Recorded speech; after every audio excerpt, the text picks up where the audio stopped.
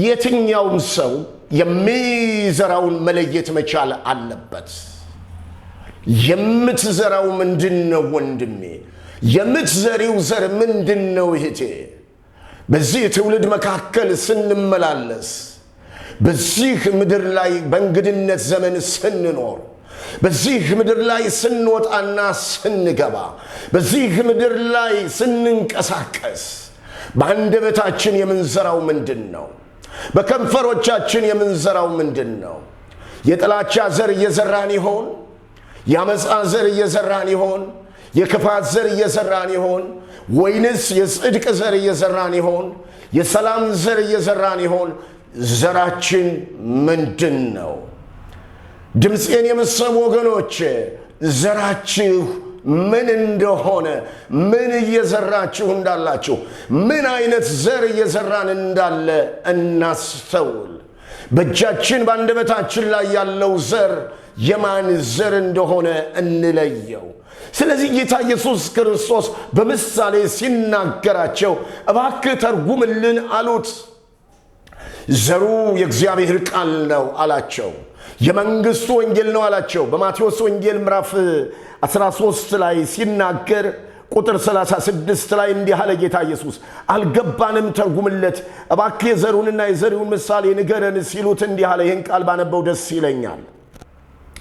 ተርጉምልን ሲሉት ተረጎመላቸው። በዚያን ጊዜ ሕዝቡን ትቶ ወደ ቤቱ ገባ። ደቀ መዛሙርቱም ወደ እርሱ ቀርበው የእርሻውን እንክርዳድ ምሳሌ ተርጉምልን አሉት። እርሱም መልሶ እንዲህ አላቸው፣ መልካም ዘር የዘራው የሰው ልጅ ነው። እርሻው ዓለም ነው። መልካሙም ዘር የመንግስቱ ልጆች ናቸው፣ እንክርዳዱም የክፉ ልጆች ናቸው። የዘራው ዲያብሎስ ነው። መከሩ ያለም መጨረሻ ነው። አጫጆች መላእክቶች ናቸው። እንግዲህ እንክርዳዱ ተለቅሞ በእሳት እንደሚቃጠል በዓለም መጨረሻ እንዲሁ ይሆናል።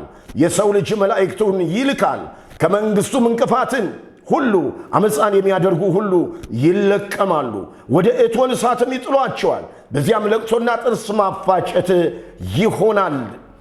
በዚያን ጊዜ ጻድቃን በአባታቸው መንግሥት እንደ ፀሐይ ይበራሉ። የሚሰማ ጆሮ ያለው ይስማ አለ ጌታ ኢየሱስ ክርስቶስ።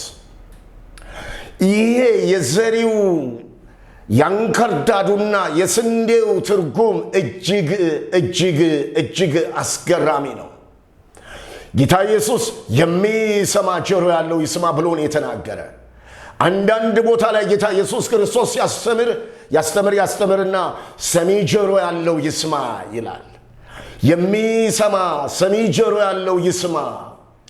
የክፉ ልጆችና የእግዚአብሔር ልጆች ብሎ ዘሪዎችን በዚህ ቦታ ላይ ዘሩ እንክርዳዱ የክፉ ልጆች እንደሆኑ፣ ስንዴው ደግሞ በጎተራ የሚከተተው የእግዚአብሔር ልጆች እንደሆኑ፣ ዘሩን የዘራው የሰው ልጅ ክርስቶስ እንደሆነ፣ ማሳው ዓለም እንደሆነ አስረግጦ ተናገረ።